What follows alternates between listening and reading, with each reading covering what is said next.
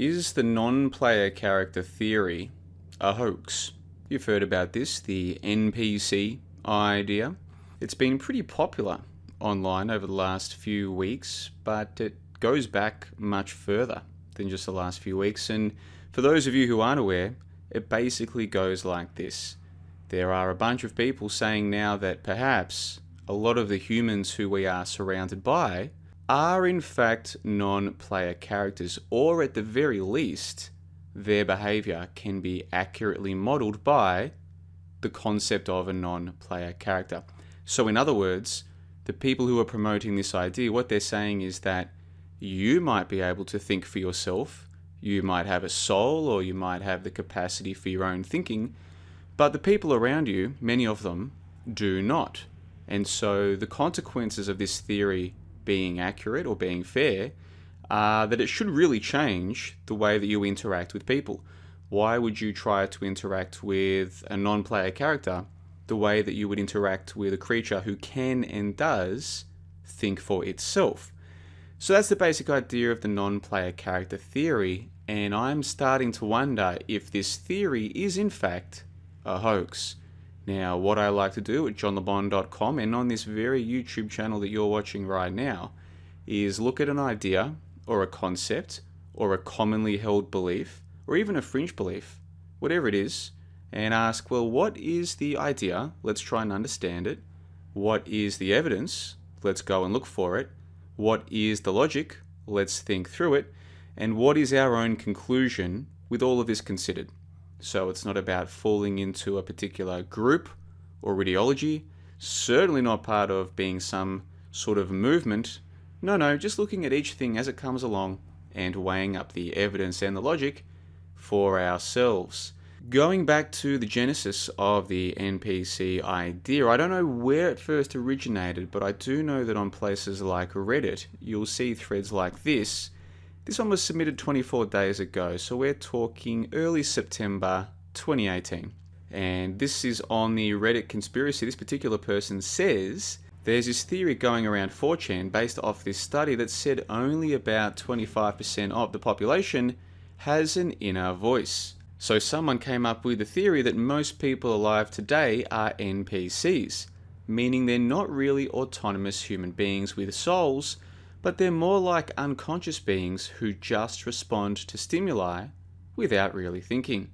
There are a finite number of souls in the world that just keep getting recycled into new bodies, but with the explosion in human population, many people are left without souls.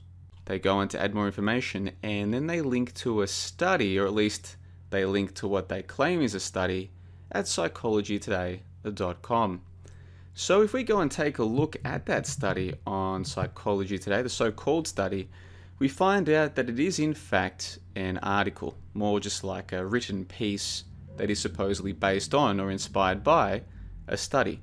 So this was published in 2011. So the NPC idea that's gaining traction now in 2018, one of the things that's being used to support it is this idea that many people don't have an inner dialogue. You know, this idea that some people think to themselves in their own heads. They think, well, what am I doing today? What should I do today? Oh, I should do this. Oh, I should do that. Or some people even think with the pronoun you. You should do this. You should do that. But there's this inner thing, this inner conversation going on in their minds. And so what some people are saying is those who lack that are NPCs. And they're putting forward the idea that only 20 or 25% of people have that inner dialogue. But they're linking to this piece from Psychology Today from 2011, which I find interesting. So I read this, and here's the part that is most pertinent to the conversation. The author says this: consider inner speech. Subject experienced themselves as innerly talking to themselves in 26% of all samples, but there were large individual differences. Some subjects never experienced inner speech. Other subjects experienced inner speech in as many as 75% of their samples. The median percentage across subjects was 20%. Obviously, I'll link to this in the info box below, but what I did was I went and looked at the scientific study itself, because again, this is just an article. Let's go and take a look at the actual scientific study. And so here it is, and again I'll link to this in the info box below. It makes for a lot of reading, and of course most people today will tell themselves or they'll tell others that they're too busy to do this kind of background reading. I completely understand that. We all feel too busy, and who the hell wants to read this kind of writing to begin with? There are people who are in so-called universities doing so-called degrees who don't bother reading this kind of stuff because it is, let's be honest, very boring. But I will link to it in the info box below for the small percentage of you who might be interested to at least peruse it. Now, here's the part that stood out to me when I was reading it. Firstly, just like any good scientific study, they do admit the potential flaws of what they're doing. They mention in their conclusions that the study does have clear weaknesses. They describe their sample size as being moderate and of college students. According to their methodology, it was students, but their so-called moderate sample size was 30 people. And the way that they determined that these 30 people, only about a quarter of them had an inner voice, was to give them a beeper that would beep at intermittent times during the day, and they would ask these subjects to write down what were you thinking when the beeper went off. So basically, about a quarter of the people in the study reported that on the 6 occasions that the beeper went off, on the days that this was done, on none of those occasions were they thinking to themselves with an inner dialogue the way that you or I might. They also openly admit that they used a method which they themselves developed and which had not been vetted through the process of replication. And so a lot of people imagine that so-called scientific studies are peer-reviewed by default, but this is not necessarily the case. And then, of course, the whole idea of peer review is problematic for its own reasons. So for these reasons, which they openly admit, the moderate sample size, the very small 30-person sample size, using a method that hasn't really been peer-reviewed or employed elsewhere, and which is questionable in and of itself, I'm now very skeptical of the non-player character meme, insofar as it's being promoted via the use of a so-called scientific study, which has been written about in a so-called scientific article, which has been promoted by people on places like Reddit and 4chan and these kinds of things. So it's for these reasons that I'm very skeptical about the non-player character meme. But it's important to understand that I use the word skeptical not to mean that I'm a disbeliever. To me, the word skepticism simply means that I'm willing to challenge what I think I know, and I will go and look at the evidence, and I will arrive at my own conclusions. So my idea of skepticism is a bit different to what you might read in a dictionary, and certainly different to what most people who claim to be skeptical are actually doing. So what we've done is we've looked at the scientific study, but you see we can also look at our anecdotal experiences. And I've been very fortunate over the last few years to have learnt a lot about the human condition by producing a lot of YouTube videos and other content and gauging the response from those who either see the work or pretend to see the work, or in some cases don't even bother to watch the work. They leave their responses straight away. So let's look at a pertinent example here.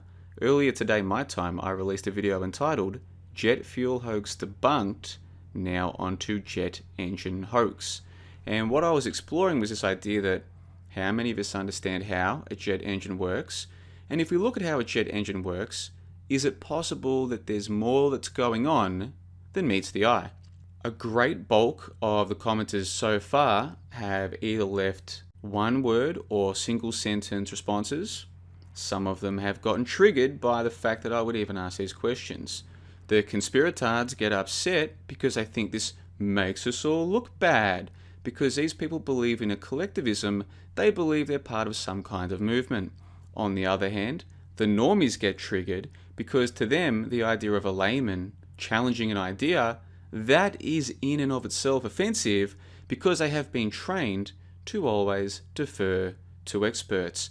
And so now my question to you is, if we're dealing with humans who either cannot or will not think for themselves about a topic such as how does air travel work, how do jet engines work, if that's what we're dealing with, how is that any different to dealing with non-player characters?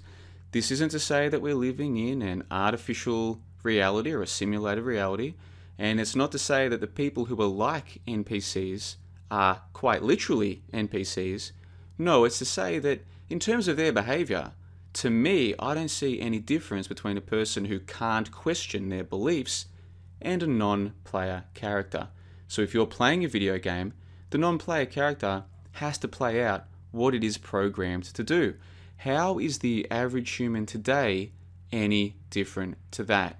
You look at the number of people who get upset at a simple question: how do jet engines work? Is it possible that we've been deceived about them? Some people will come back and they'll say, oh, but you used the word hoax. And I reply and I say, yeah, that's just a word. Why get upset about it?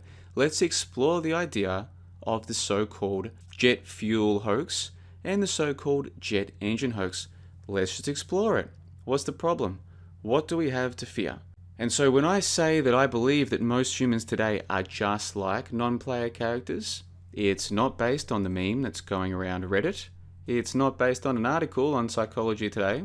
And it's not even based on the so-called scientific study that was used as the basis for the article, that was used as the basis for the meme. No, I'm basing my opinion that humans are like non-player characters on the behavior of the supposedly 6,000 subscribers on my YouTube channel, the bulk of which you never see, maybe 500 to 600 on a typical video on average, of which maybe 20, 30, 40 leave comments. Over the years, I've had a good chance to read their comments, and I'm telling you, the vast majority either are bots or they behave just like bots, i.e. non-player characters. If you're someone who likes to question and to challenge the ideas in your mind, if you're someone who enjoys that process, I've now released 10 different podcasts, all available completely for free, no sign up whatsoever required, that you are encouraged to go and check out. And what I'll do for you is I'm going to ask some questions now that come straight from those podcasts, and you think to yourself, are these the kinds of questions that you would like to ask? Are these the kinds of ideas that you would like to consider? Let's go through them right now. Is the internet something very different to what most of us seem to believe? Are websites stored on physical servers, or is there something else going on? Was Osama bin Laden a real person or a fictional character played by actors? Is jet fuel a hoax? Why do some YouTubers seem so sure that this is the case? Is ancient history an elaborate ruse? Why is nobody else pointing out some of the silly stories being passed off as historical fact? Is it okay to hold and share crazy opinions? Is it possible that the politicians on our telescreens are literally actors who sometimes even play more than one role at a time? Are we living in the end times? If apocalypse simply means unveiling, and we are using the internet to lift the veil on truth, are we not ourselves taking part in the dawn of a new age? How would we know if God were present in our day-to-day lives? Why do so few of us take the time to look into the history of where our technology comes from? Do people really want the truth, or is it possible that some people are better off in blissful ignorance? Why can't the average person cite a single study to support their belief that cigarettes are as harmful as we are told? Those are some of the questions that we explore in these podcasts, and what sets my work apart from the vast majority of what is out there today is that I'm here to ask questions about what I think I know and what you think you know, with the aim being to encourage that internal dialogue to get going. I find that when I do that, the outcomes are good. Some of the nonsense that's floating around in my head as a result of school and TV, I'm able to get rid of it. And it's an easier process for me to engage in when I have other people to chat about these things with. However, going back to what we were talking about earlier in this particular video, a lot of people don't enjoy these kinds of questions. They will give a simple response that has been effectively programmed into their mind. In fact, many people watching this video right now, as I've been asking these questions, will have been thinking, that's crazy. You can't ask that. You can't wonder that. You shouldn't be thinking about that. You must be stupid to ask that question. Blah, blah, blah, bling, bling, bling, blah. And again, I make the point, when I say that I'm dealing with non-player characters, it's not based on the meme, it's based on my experience. When I ask these questions, why do people find it so triggering, and why do so many people respond like lemmings? Once again, let me repeat that all of these podcasts are available completely for free, no sign up necessary. So if you're sitting there thinking to yourself that this is some kind of advertisement for me to make money via my website, that is not the case. In fact, financially, I'm doing better now than I have at any time with the website, to the extent that early next year, I plan to pack up, leave Australia, and go and become a so-called blogger full time. And it's going to be fantastic. And the reason I can do that is because the website now has about 70 supporters. And that means it's enough for me as a person with a very small outlay, a very small amount that I spend on my lifestyle. I lead a very minimalistic lifestyle. This is actually enough for me to live full time in Southeast Asia or in Eastern Europe, or maybe even in South America. So financially, I'm fine. And so I'm not actually promoting the paid podcasts in this video. I'm promoting a whole bunch of podcasts that are available completely for free, and I'll put a link in the info box below. However, if you're thinking to yourself, yes, these are the kinds of questions that I would like to explore, but I don't just want to listen to the podcasts, I want to partake as well, well, I've got some good news for you. You see, once a week, we have these member Discord calls where these are the kinds of questions that we go over. Now, those particular calls are generally only released to the members of the website. However, all members are welcome to join us for the conversation. And recently, we've been getting quite a lot of people to the calls. When we first started doing these, we usually get 1, 2, 3 people, sometimes 6 or 7. But lately, we're getting 5, 6, 7, 8 to every call. So they've been rather robust indeed. In the most recent one, we discussed the economy and the question of whether it really goes through booms and busts. And we asked if the average person is even doing it tough today. Because this is a very popular thing that you hear people say, oh, the economy's bad and I haven't got any money. But is this really true? I questioned that in the call, and some people challenged me back, and it was a good, robust conversation. We also discussed the hyperinflation hoax, or the potential that what we've been told about hyperinflation is in fact a hoax. And then we spent some time talking about The Wizard of Oz and what that book and film have to do with the thing that we call 9/11, as crazy as that might sound. So if you're interested in being part of those conversations, head along to johnlebon.com and sign up as a member. And for the equivalent of about $15 US, you can spend every Sunday, Australia time, or Saturday night, America time, chatting about all these things and more with people who like to discuss these things. There's no grandstanding, there's no nonsense, there's no drunks. There's just people who like to discuss things, and the topics change every week. So that'll do it for today. I think I've done a pretty good job of explaining to you why I'm skeptical of the NPC meme, but also why I happen to think that most people around us do behave just like non-player characters, including many of the people in the comments below. And by the time you see this video, go and check the comments and see what you notice. Tell me I'm wrong. But that'll do us for today on the 2nd of October 2018. John LeBon signing off, and until next time, you guys, check the info box below and take care of yourselves.